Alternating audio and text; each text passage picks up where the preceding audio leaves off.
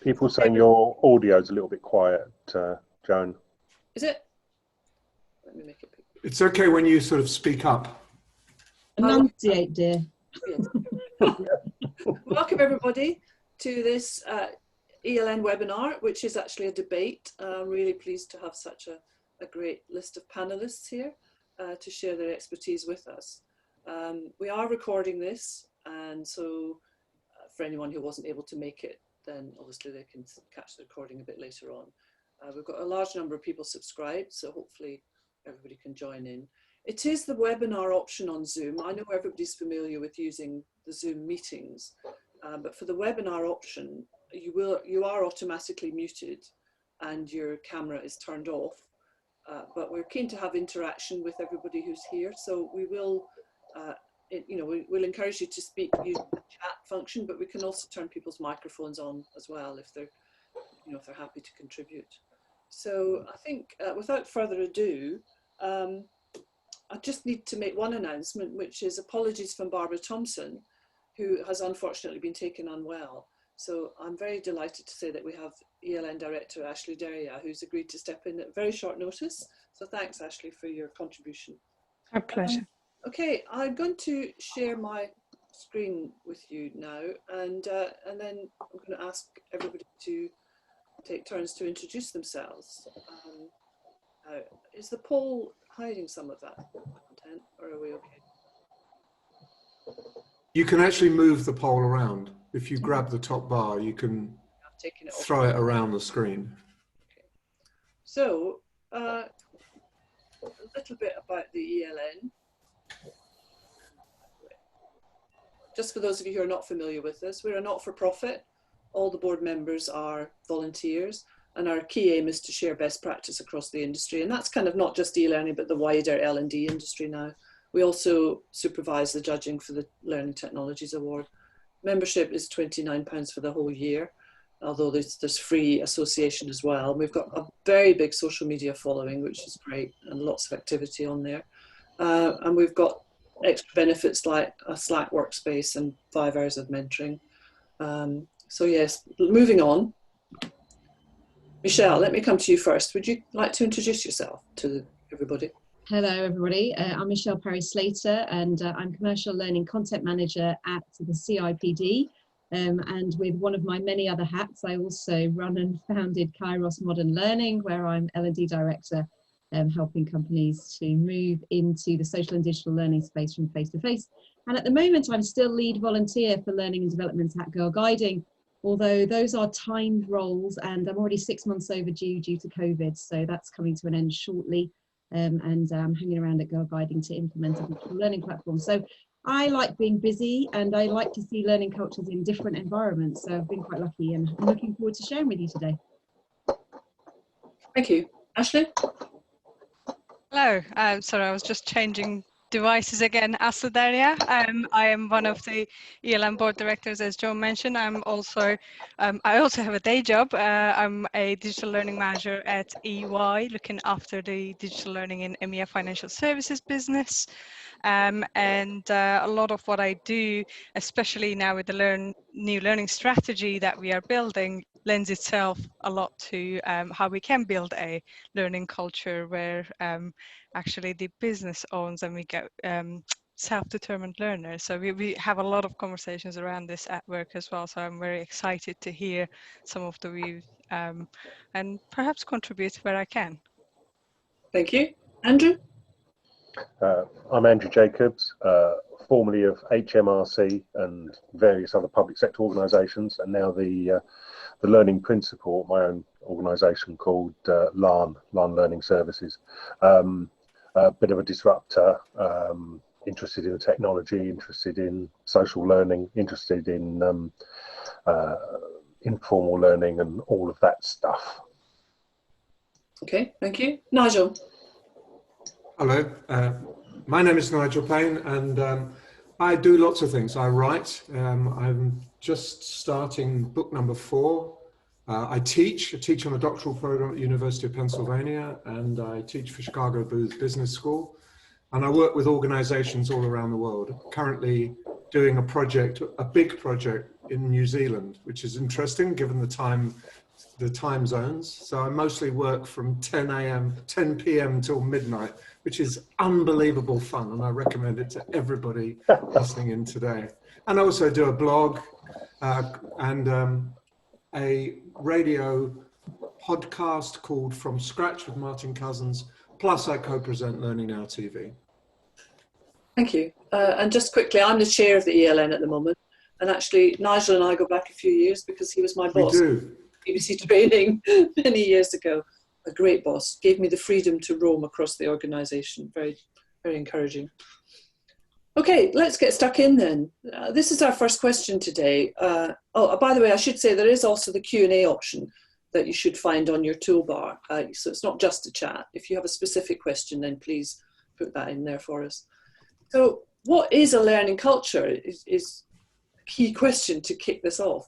And what is it not? Is it not the same as a learning environment? So let me come to you first, Michelle.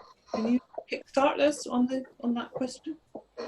So for my purposes, I think that learning culture feeds from an environment. So we've got this sense that how are people enabled to learn within an organisation? So what I tend to find is that people say, here's some learning, but have they thought about the time that people have got to be able to do that? Have they got the opportunity, have they got the technology to be able to do that? And so we need to think about the environment before we think about the culture. And I think there's another word missing from that question, which for me is about permission. If you don't consider the permission to learn and what that actually looks like to an organisation, then it becomes very difficult for people to know how to behave. I think that's even been more focused in on in this current time we're in. In the olden days, you know, you went off on a course. Well, who's been able to do that for the last 6 months? And so consequently, we need to actually help people to understand how they're allowed to learn and in what format they're allowed to learn. And I think those two things point towards the learning culture that you have in your organisation. So if I give you a tangible example, if you, for example, in L&D put out, you know, a really fantastic video-based learning program, and your CEO is walking behind, you know, somebody watching a video of a really great TED talk, Drew Dudley, that's one of my favourites, love his. You know, what does that CEO say at that point? And that's when you know what learning culture you've got. Does that CEO say, fantastic, tell me what you're learning, how's that going to apply to your everyday work? Or does that CEO say, what the hell are you doing watching TV at work? You know, so you've got to consider, I think, the environment and the permission in order to understand what the culture really is. That's really interesting. Nigel, why don't you pick up on that from Michelle? Do you agree? Not quite. I think it's almost the opposite. Instead of feeding, that it feeds from a learning environment, I actually think it's the other way around, that it feeds into a learning environment. I think that the bigger culture and the world that you work in defines how much of a learning culture you can have. So that I think a learning culture is about agency. I think Michelle's spot on there. Your assumed permission to learn, but it's also, I think, much more about how well you are able to gain support, ask questions, share problems, admit you don't know, admit you've made a mistake. All of those things are critical. And if you're scared, if you're afraid, if you feel you've got to look smart all the time, if you're afraid that admitting a mistake is going to lead to loss of status or loss of bonus, then you're never going to have a learning culture, because no one's going to admit that they don't know anything. And there are many, many organizations where admitting you don't know is a kind of cardinal sin. So therefore you cover up and blame other people. So it does bleed into the bigger environment, the bigger culture in the organization. But I think it's kind of separate, that you can have a great culture, but not necessarily a great learning culture. So it takes work and effort and agency, and that you've got to fix the big things before the learning becomes relevant. So that in my model, in my book, trust is critical. No trust, no learning culture. I think it's as simple as that. Organizations where no one trusts anyone else will share nothing. So that get the big things right, then the little things begin to really generate energy and create a climate where ideas are shared, problems are worked on, people feel free to talk to each other and get things done, essentially. It's a getting things done kind of culture. Does that apply more to leaders than anybody in the organisation, this business of being able to admit when you don't know something? Yes, everything, if all of the things that I've described are not reflected in the leadership, kiss it goodbye. That you can't have leaders saying, now you just admit you don't make a mistake, but I of course never make a mistake because I'm a senior person in this organization. No, it starts at the top, I think. And people follow what leaders do, not what they say. And if they watch someone covering up, blaming other people, then what are they going to do? They will imitate that. So leadership is fundamental and crucial. And it's hard to imagine a really flourishing learning culture with a bunch of toxic, miserable leaders. I don't think that's going to happen. Andrew, I'll come to you next, but just a wee bit of background noise, so maybe you need to... Oh, is it me? Sorry, okay, will do. Do give us your point of view on this, though, please. I think Nigel's right in terms of trust, but what we miss too often is respect that goes with that. I think trust and respect have an exchange rate, and the amount that somebody trusts you is on an exchange from the amount that someone respects. Yes, the amount that you trust me is the amount that I respect you. And that exchange rate varies in every interaction between people. It varies across the organisation, and it varies between the learning function and other parts of the organisation. So if the IT function doesn't respect you, well, then why would you trust them? And I think there's something around learning culture that if we're using trust as a word just to throw about, it's a simple 5-letter word, but actually it's really complex. We need to understand that you will not gain trust unless you've shown respect in the first place. And every person that you interact with in terms of that trust has to respect you. And similarly, every person that you expect to trust, you have to respect them as well. Some questions coming in on the chat. How do you influence upwards to try and get some traction and change the way leaders think? Who wants to pick that one up, Nigel? Well, you simply reflect back the consequences of poor leadership.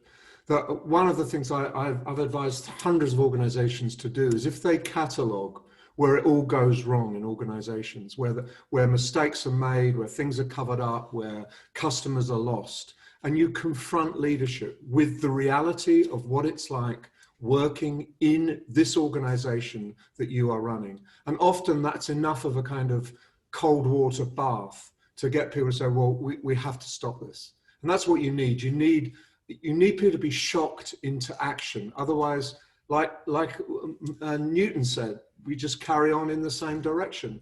We will just forever continue unless we're knocked out of our way. So the laws of motion apply, I think. And if you confront leaders with the reality and they still say, well, that's all right, I'm not going to change anything, start looking for another job. Because I think the vast majority of leaders live their lives with cotton wool around them. They see everything they want to see. They're fed all the good news. Confront the reality. That's my message. That's not an easy thing to do, though, is it? No, it can be job enhancing. Telling truth to power can be job limiting, not necessarily career enhancing. Or it can be job limiting, but career enhancing because you go somewhere else. No, but the right people will listen. You've got to present it in the right way. You don't confront by saying you're an idiot. You confront by saying, these are the things that we need to fix in the organization. Can you help us? Can I come back on that, Joan? Yeah, sure. I'm aware Ashley's not contributed yet, but I'm just wondering about if that's the difference between Nigel talking bigger picture, and I agree with you, Nigel, you do need to look at the entire organisation, but in L&D, we don't often have that opportunity. We're often, in a smaller space, if you like, and that's really our OD cousins and colleagues that would be doing that kind of work. I don't disagree that we need to do that kind of work, but from an L&D perspective, when we're talking about learning culture, I wonder if we're limited a little bit by the sort of the micro that we work in, when really it's the macro that needs to fix. And there's a question come in from Kurt: how does a new leader to an organisation create the openness to mistakes being made as part of the learning when it's previously been seen as bad. And that's not something that's easy for L&D to fix necessarily, unless we're really good at gathering the evidence. And I think that that's where we can start to spill out of our remit into the bigger space and really influence company culture, not necessarily just learning culture. We can spill out with, you know, this is the evidence that we've got, this is what we can gather around how people feel about learning, how people are interested in learning, how learning is perceived within the organisation. So I do think we need to take it from a learning perspective, otherwise we're potentially stepping outside of the space that we've been given. And that again can be either career enhancing, depending on the organisation you work for, or career limiting. Do you want to also pick up on Rob Hubbard's question? I do, yeah. Rob suggested, should organisations strive for the same learning culture, or should learning culture be different for different organisations? I think the answer is just yes. Full stop. I feel like it's Rob Hubbard, so there's probably something behind that. Do share, Rob. Well, let me bring Ashley in first, and then we can take some contributions from participants. I've been reflecting, sorry, listening really intently, reflecting, and a lot of what's been discussed made me think, is it perhaps about focusing on behavioral change?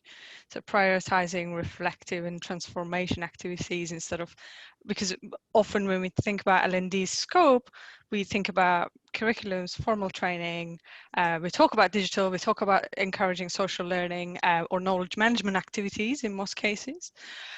So is it perhaps that our scope, and I passionately believe that our scope can get to that space of behavioral change and making sure from a leadership perspective, but also within teams as well, that this is enabled.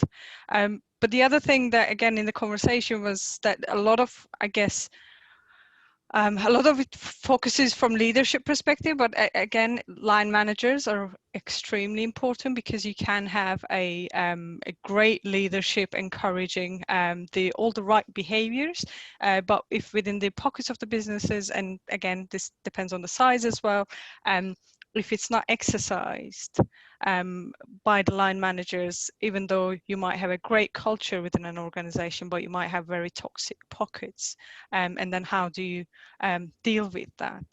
So that was my second thought. I've got one more and then I'll stop.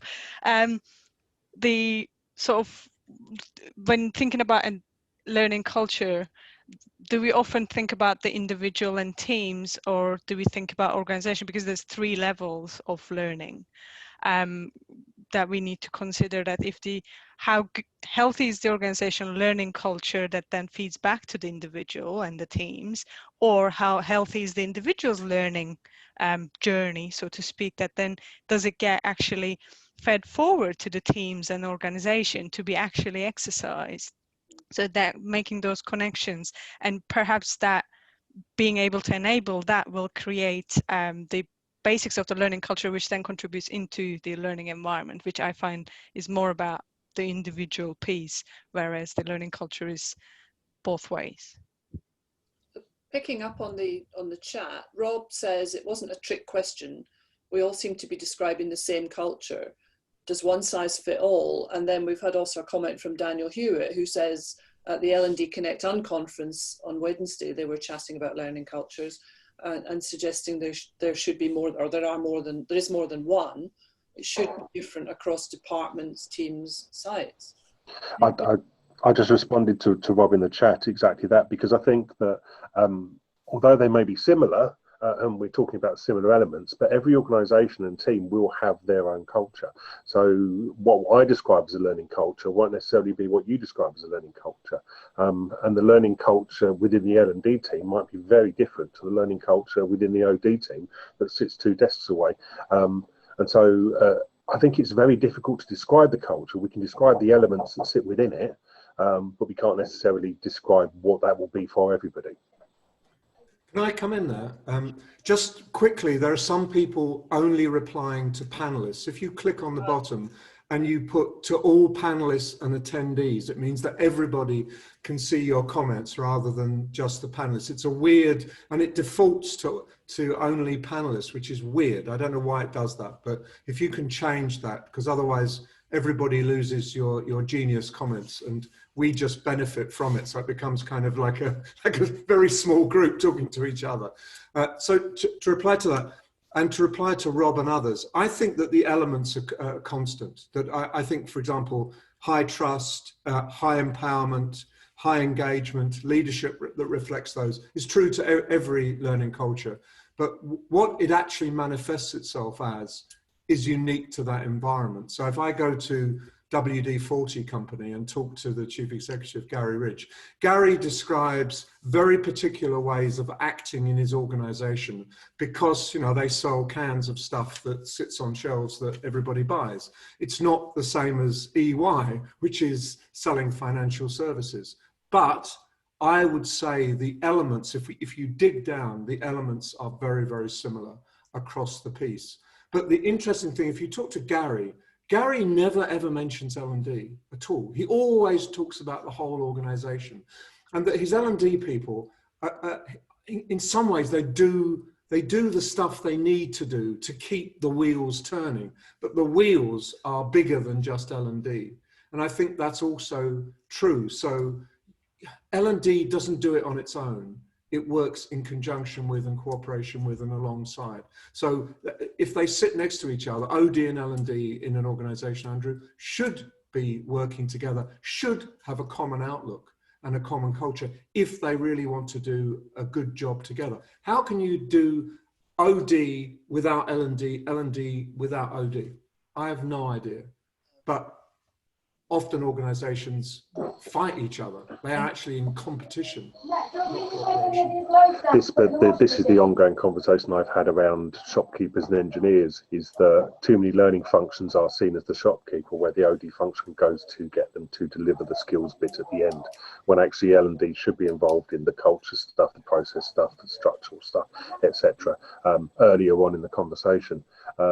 And too often we'll just happily sit there at the end and be the order taker for the skills bit, rather than be involved in all the other stuff as well. I think that what that does is that creates a culture around L&D of being just those people, and a perception that that's all we're there for. That's a good lead into question 2, Andrew. What are the main misconceptions? Why do the best attempts at developing a learning culture sometimes not succeed? I think well, for the first one is that you already have a learning culture.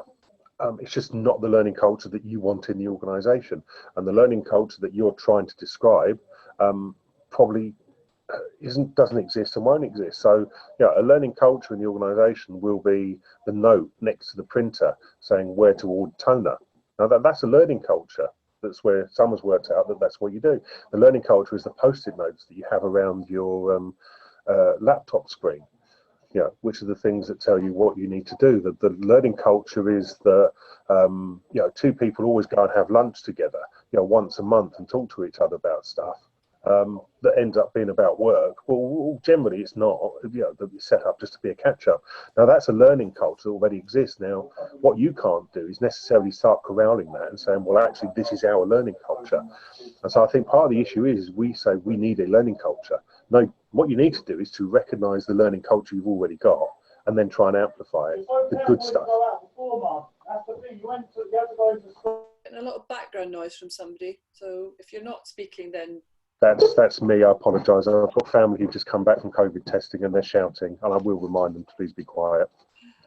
Well, we should just say that Andrew thinks he's got COVID, so A, we appreciate that he's in his own house, and B, we wish you well and really thank you for being here anyway. If you don't feel well enough to continue, do just let us know.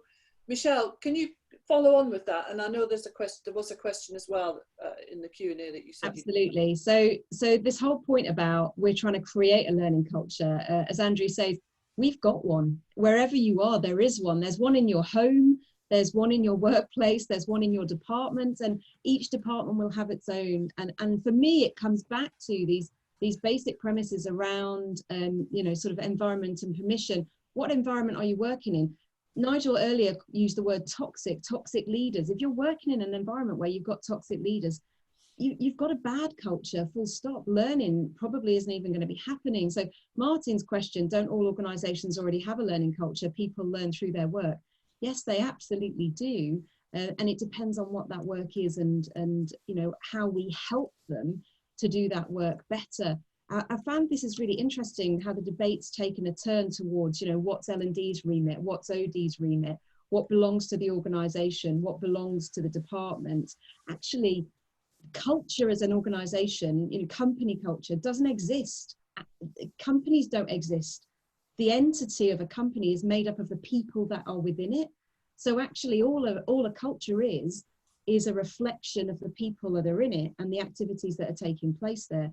So I think you can change culture. You can address things like toxic leadership or you know, lack of ability to learn because you haven't got the right equipment.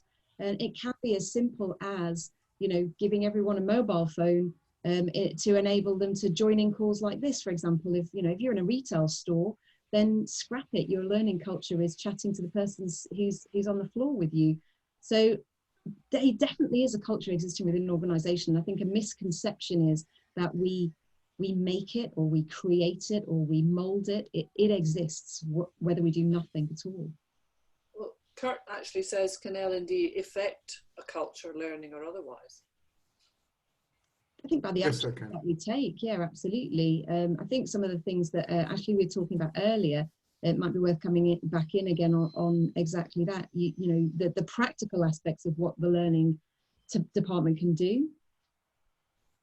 Well, Ashley, you come in next, and then I'll come to you, Nigel. I think in terms of the misconceptions and listening to the conversation, it's one of the things that I don't get a lot of praise for, because probably it's a bit of an out there thought, but what we do and calling it learning, we care as L&D departments that it is learning. So to Michelle's point, right? And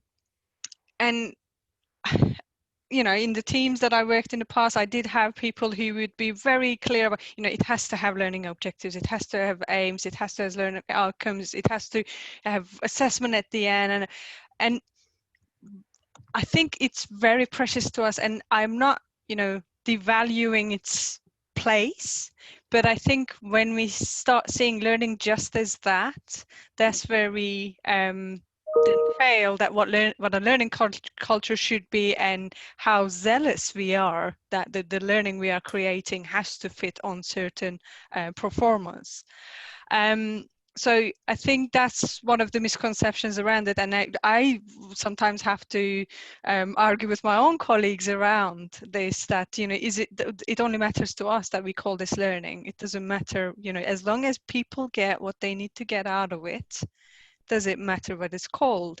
And that's where I think some of the, you know, how do you make the business a bit more open to learning? How do you make business open to digital learning, or, you know, accessing things on there versus going to 2-3 day events and all that? Don't label it learning, because it's one of the, I guess, from a UX design principles, it's seamless experience. So when you are opening an app, they don't shout about, oh yeah, we made this in such a way that you don't even realize X, Y, Z. So I guess perhaps we need to learn something from design principles, user experience design, to not to be too precious about what we want to put out there, but it is about, as long as they get the experience we are after them to get, that's all that matters. They don't even need to know that was learning, because we all learn. It's not L&D departments domain learning. We all learn. You go, you know, look for a cookbook recipe, you learn how to make a new dish. So as Andrew said earlier, or hinted at, that the L&D departments often feel they have a remit to gather all the data that people have ticked boxes and done learning. And actually, in fact, Mike has posted, Nigel, saying he likes to talk about performance and capability. Would that resonate with you too? Absolutely it does, yeah. But if you look at Andy Lancaster's book, Andy's book is called Driving Performance Through Learning. Excellent book that it is. But I think there's another book that should sit alongside it, which is Driving Learning Through Performance. And I think that's really important as well, that we do what is necessary to make the organization successful. And I don't care what you label it. And if you take, for example, Procter & Gamble, P&G, they have a general saying in the organization now. What did you learn in the last 30 days? What do you plan to learn in the next 30 days? They call it learning. WD-40 talks about, what did you learn today? That's one of the sayings through the organization. Novartis say, where did your curiosity take you this month, this week, this year? So they're all the same thing. They're all just kind of getting the brain churning and making people be aware and dissatisfied with the status quo. So it doesn't matter what you call it. You know, Novartis used the term curiosity because they thought that was a much better term than learning culture, which they thought was clunky and didn't quite fit the organization. Hey, let's go with that because curiosity has been embraced by the organization. But it only works alongside the other two criteria. The second criteria is unbossed, and the third is being innovative and doing stuff. So it's all the same in a learning culture. It's not just about a thing, it's what it leads to and how it generates better action, better interaction, and better problem solving. You know, we're drowning in complexity. And to say you need a course, Ashley, here's a course on how to manage. That's not the way you manage complexity. It's having the state of mind and the presence of mind and the mental mindset to be able to deal with uncertainty and complexity. So I think we live in a much more complex world where everything has to leak out. You can't rely on L&D to just do learning, because learning has to be everywhere all the time from all sides. It may be managed, overseen, gently nurtured, facilitated, but not led and directed by. It's more complicated. It's a message we've been hearing for years that the L&D team has to change what they do to be this strategic partner. And yet so many still seem to be, maybe they don't have the confidence to step up and challenge, or, you know, maybe that's just not how they see their role. What do people think about that? Andrew, you posted a comment about auditing. Yeah, it's this getting hung up on learning. So we talk about learning culture, and if we say, well, you know, if we don't succeed with the learning culture, do we blame the learning function? Well, if you don't succeed with an audit, you know, and an audit culture and a right first time culture, do you blame the audit function? If you don't succeed with your digital culture, do you blame the IT function? And the learning culture isn't just the thing that the learning function is responsible for. It's everyone's responsibility.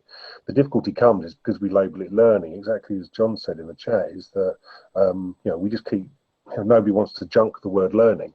Part of the issue is, I think, is because it's a saleable asset. We've got lots of providers here, I think, who can sell learning. And we sell learning product and intervention and so on. And while it's a sellable product, it's difficult to junk it as a word. Okay, let's move on to the next question then. Why should we focus on all of this when we have plenty of other things to worry about? Michelle, I'm coming to you first on that one. This is the work. This is the work. You've got to get the structures right.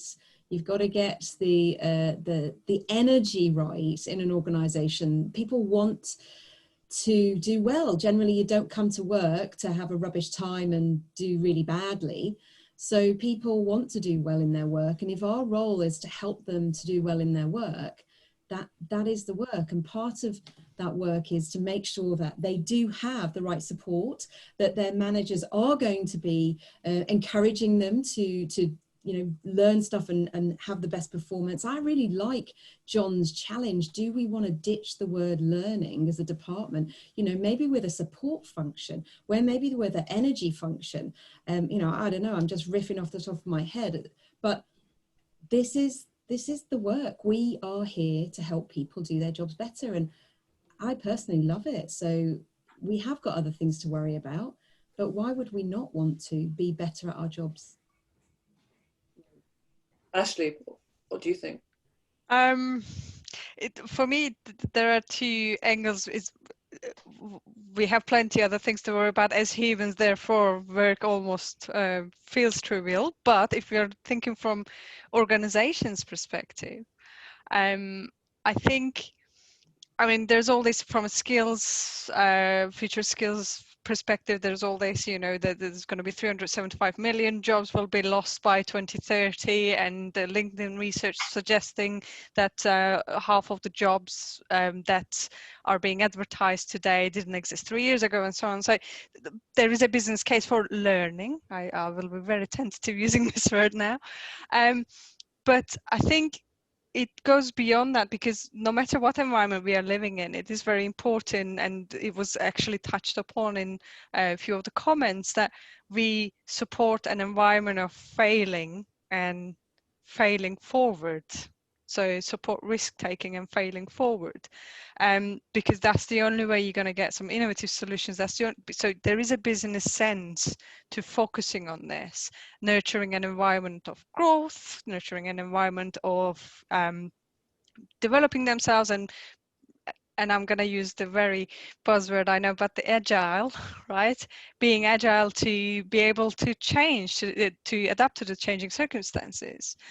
So from that perspective, I think it is still very important, and perhaps even more important than before, because we need to be creating an environment where people are feeling like they can do daring things, and then, you know, take risks, calculated risks, smart risks, of course, not silly things, but be able to take risks, so then they learn from it, they grow, and they go to the next stage. And that basically goes back to, if you want innovation, and that's the key thing for organizations to survive in the long term, then you have to prioritize this. And I think you're absolutely right to raise the point about agility, and it has come up in the chat as well. Andrew, what are your thoughts on this one? Sorry, unmute. Okay, so I think it's more than that. I think this is intrinsic. So yeah, we talk about equalities, we talk about diversity and so on, and it's always a thing that's done. But actually you live the values of it. And it's exactly the same with culture. So you want the culture to be one thing, you live that culture. So you make it a part of absolutely everything you do. So if you have, for example, you know, designs on a learning culture where people learn socially, then when someone emails you a question, you don't email them a reply. What you do is you reply via a forum, you reply via an open channel, and you encourage social. If you've got you want a culture where people can use their own technology, then everything you do should be built towards that technology. The culture will only change when you do something differently. Somebody asked a question in the chat, which I replied to by text. It was Nefeli, said, how would, or what would be the first step to shift a toxic bad culture? And the bottom line is, if you have a toxic bad culture, then it's not going to change unless you do something differently. So you have to focus on this, because this is the wrapper that goes around everything you do. But more than that, it's actually the central core of everything you do as well. And if you don't acknowledge it and don't do something to change it, you will never change it. So you have to do stuff differently. But actually, do you think people can, like L&D, can change it? Or is it more about everybody realizing that this is the way they want it to be, and therefore it comes from all the people in the organization? It does come from everybody, but I can't say, okay, so Joan, tomorrow I want a different learning culture. You can't just make that happen by magic. What will happen is you will do one thing differently tomorrow, and Nigel will do one thing differently tomorrow, and Michelle will do one thing differently tomorrow, and Asli will do one thing differently tomorrow. And it's the way I saw it described once was, if you imagine a blind across a window, you can't open the blind. You know, you haven't got the way of opening the blind. What you can do is put a pinprick of light in the blind. And if we put enough pinpricks of light in the blind, eventually the light will come through. And so it's about changing one small thing at a time. If you do one thing differently tomorrow, you change the culture. And if you do 1,000 different things tomorrow, then you change the culture. So the learning function has to be pricking holes in the blind, has to be showing people how the stuff can be, and working with the organisation to bring it on, not ordering it to happen. You just have to start moving stuff forward differently. And there's obviously more power, isn't there, in the social aspect of that, because there's a difference between a lone actor trying to put a hole in the blind and, you know, 150 others all doing the same thing. Absolutely. So the first thing is make sure everybody knows What are the sizes of the blind that you're trying to accommodate? How thick the blind is? Is it 2 layers, 3 layers, 4 layers, etc.? You know, you need to understand the scale of the task that you're working to. So to do that, you need to have an absolute critical view of what's the learning culture. So you need to understand the digital literacy within the organisation. You need to understand the leadership's approach towards how they do things. What's their integrity? Are they saying absolutely everybody should learn socially, but then they're going off and spending, you know, tens of thousands of pounds to sit in Ashridge courses? You know, how are that stuff being role modelled? It's endemic and should be intrinsic in everything you do, and you have to do one thing differently tomorrow to start changing it. Does that lead us into then this fourth question? You know, do organisations, do L&D departments really actually know what's going on right now and has been going on in the last 6 months? What are your thoughts? Nigel, do you want to come to this one first? Quite happy to. Can I just pick up on 1 or 2 points from the chat? That, and this links directly to question 4 as well, that if people don't fundamentally believe they can learn, they won't fundamentally believe that they can change. And those 2 things, that picks up from Ashley's point about it's all about behavior change. If you don't believe you can change your behavior, and you don't believe that the way you do things could be shifted and made better, then you've got a fundamental, deep-seated problem in the organisation. And that's where Rob's agility comes from. You can't have agility where people are scared of taking a step into the dark. You have to be able to do that. And one of the things that the pandemic has done, as far as I can see, is it's not fundamentally changed anything, but it has fundamentally accelerated everything. So the kinds of fault lines that were there have become absolute gaping chasms. And the need to change at some point in the future maybe becomes an urgent need to do it by next week. So what I've seen is that L&D that pays attention to what's going on in the organisation, what people actually need, has done far better than L&D rolls out another LMS or sticks another 55 courses for people to study.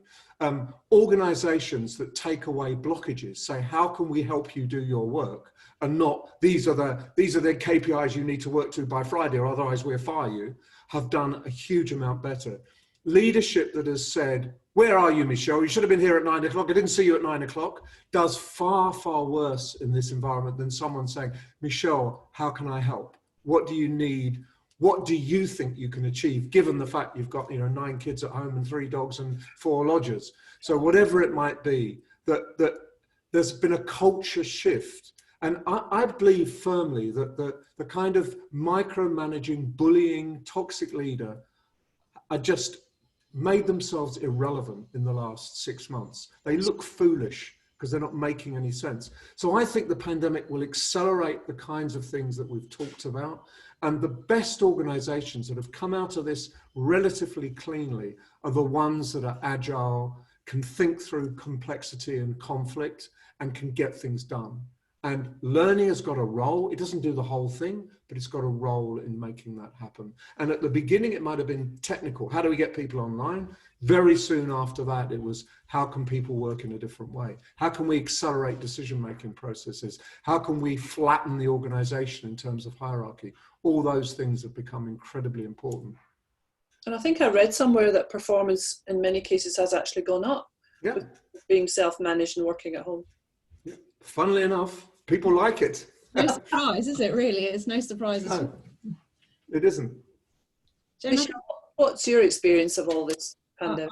I think there's 4 types of experience through the pandemic, and I don't want to put the whole world into 4 groups, but for the sake of this conversation, that you've either been working through it, and I think a lot of people who've been working through it have been working harder. You've either been on furlough and not working through, or sadly, lost your job, and that's a different set of experiences, or you've been ill, and then that causes complications to work. Or, of course, you've been on the front line. We've got, our biggest employer, the NHS, has really been at it. Now, those 4 different groupings mean that you've got 4 different sort of sets of attitude, if you like, towards learning. You know, somebody who's been working super hard and doing more hours and working from home and that kind of thing, their commute time has been filled with work time as opposed to their own time. That might be where they listen to their podcasts or they, you know, read their books. And so that time's kind of been absorbed and disappeared, compared to somebody who's been on furlough, who's perhaps taken the opportunity to do MOOCs and to, you know, engage in conversation with people. You've got to understand that learning as an entity, we need to flex, we need to respond to the audiences that we have, and those audiences aren't necessarily going to be fixed at any given time. And I think as a result of the pandemic, everything Nigel's just described around the successful bosses are taking a much more human approach. They're taking the reality that it's fine now. You know, I would never have, you know, been at work before and had all my dogs if I was having a work call like this. And, you know, now I've got 3 dogs roaming around and sometimes my dogs bark. It's perfectly acceptable. You know, I've noticed a lot of my colleagues, including myself, we don't have to put our makeup on anymore. It's just things like that. You can bring yourself to work in a much more human way than you used to do. And this is all good because work should be a nice place. It should be fun. It shouldn't be somewhere that we're fearful. And I think that some of that's gone away, particularly in some of those groups. Kurt says he stopped putting makeup on too. Thank you for that, Kurt. Ashley, come in on this one. It's an interesting one because to Nigel's point, yeah, it was first about, you know, getting people online and being able to work and have their basics done. Then we started thinking about learning, and because I work in digital learning space, of course I got a lot busier then from April, and I think it's going to last forever. So, but I guess what the COVID situation showed is the ability to learn, adapt, and continuously improve is vital for businesses in the face of such challenge.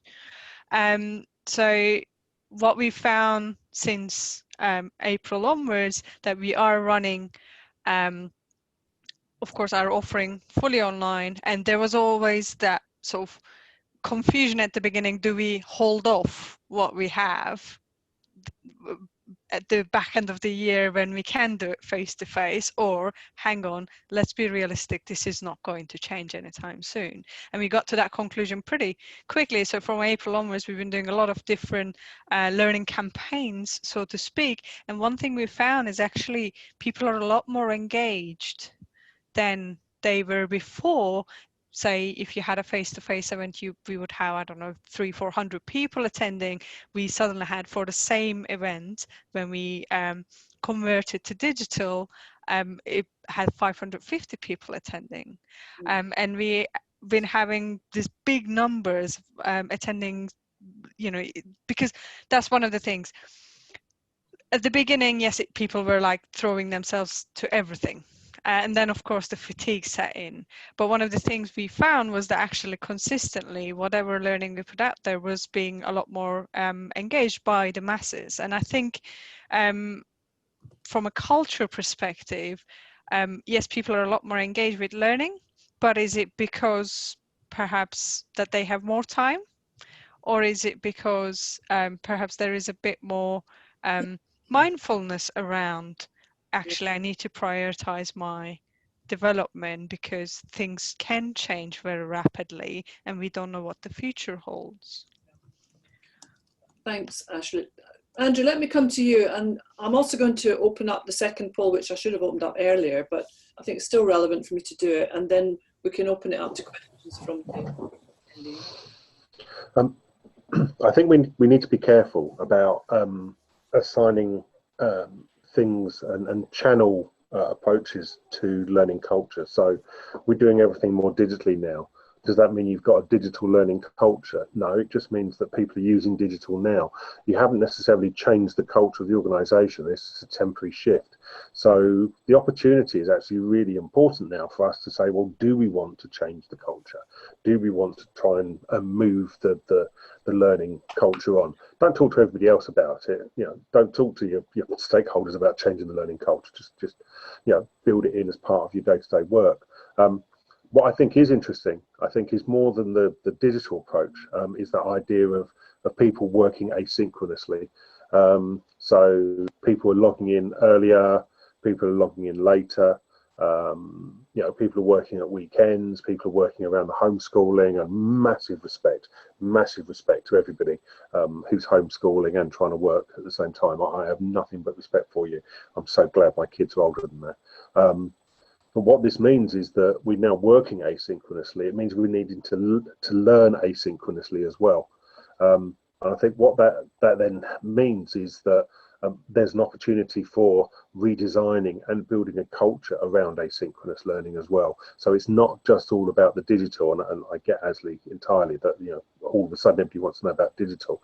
But actually I think it's bigger than that. That there's a whole piece around learning design and around the fact that when people realise in 6, 12, 18 months time that you don't need to get 12 people together in a room and talk at them in order for them to learn together, because half of them won't be working on the same days, half of them will have different systems, etc.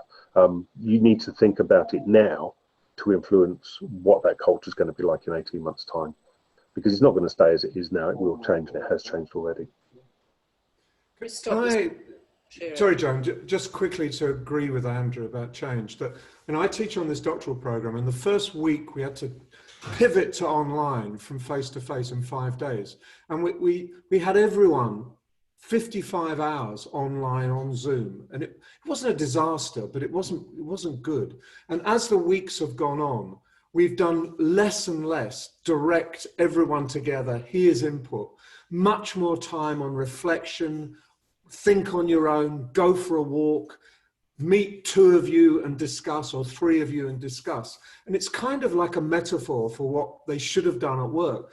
People do get burnt out, but if you give people a chance to take time to reflect, write down some of their insights, share in small groups, you can actually build quite a healthy and exciting culture. But you've got to let go. And there is a real danger that, I can see Andrew, he must be working. I can't see Andrew, he probably isn't. So it reflects back on all the bad points, if you like, that came from before. So it's a great opportunity to give people a bit more autonomy and trust that the vast majority of people are good people who want to do a good job, and that your job is to help them do a good job, not just be present. So presenteeism, which is even worse online than presenteeism in the workplace, in the office. So there are great opportunities, but you've got to take them. And L&D's got a role, I think, in easing the culture forward and suggesting things and saying, did you know about giving everyone the chance to reflect? Give everyone a chance to decompress at this point. And often it can be a kind of revelation. What a good idea. Maybe we should try it. And maybe it is a good idea, and maybe they should. It's been really interesting, I think, to see all the efforts that have gone into virtual conferences. We're making an announcement in our newsletter next week about Connect, because we've postponed it for a year. But we have been mulling over what else we can do virtually. But I've attended the Will Thalheimer conference, which had a huge number of pre-recorded sessions plus live sessions. And I found myself drawn to the live ones, because I could get to know all these people that were in my world, but I didn't really know them before. And I think, the L&D one, was it Wednesday? I think Kurt went to that. That's been very popular. There's DevLearn coming up, and that's obviously gone virtual. So there's a huge effort going in from L&D, certainly to bring us all together and keep developing ourselves. But not translate the model. Like the worst conferences are 2 days face-to-face, 2 days, 12 hours a day online. If you notice that DevLearn has extended itself over a week, and it now overlaps with the ATD conference, which is also extended. And then the Learning conference next October is extended. So they're having more things going on over a longer period, and not expecting people just to be glued to their screens all day. So that we're inventing different models, and there are different technologies. There's a company called Reno or something, where the metaphor is of a group of people sitting at tables, and you can get up from one table and join the other table and have a private chat amongst your table, as well as the kind of plenary. So the technology is kind of responding to the need for different models of engagement that this has necessitated. So the worst thing is just to translate.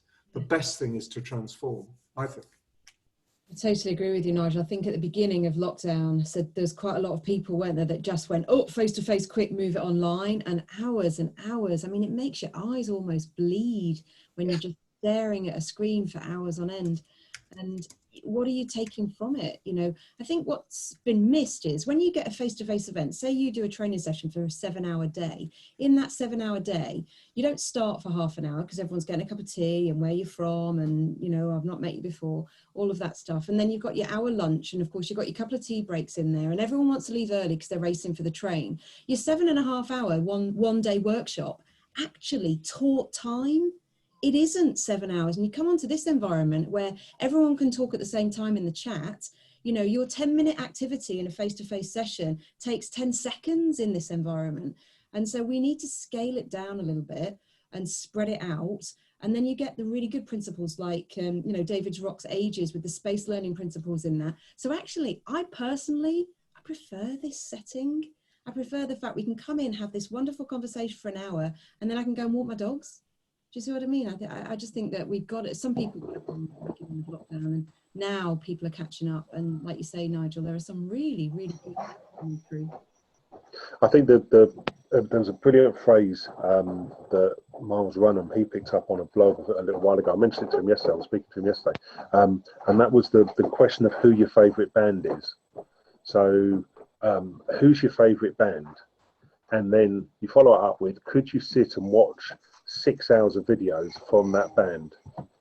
And then the next day, could you watch 6 hours of videos of that band? And if you find and go, well, actually, no, I couldn't, well, then you've got to ask the question, well, could you do a managing sickness absence video course tomorrow for 6 hours? And then the day after, do the second day of the managing. Now, if you've got an emotional attachment with a band and you would struggle to watch 6 hours of your own videos, of that band you like, realistically, how engaged are you going to be for managing sickness absence course? And this is where we've got it entirely wrong. And exactly as you said, Michelle, an hour and then go away and do something.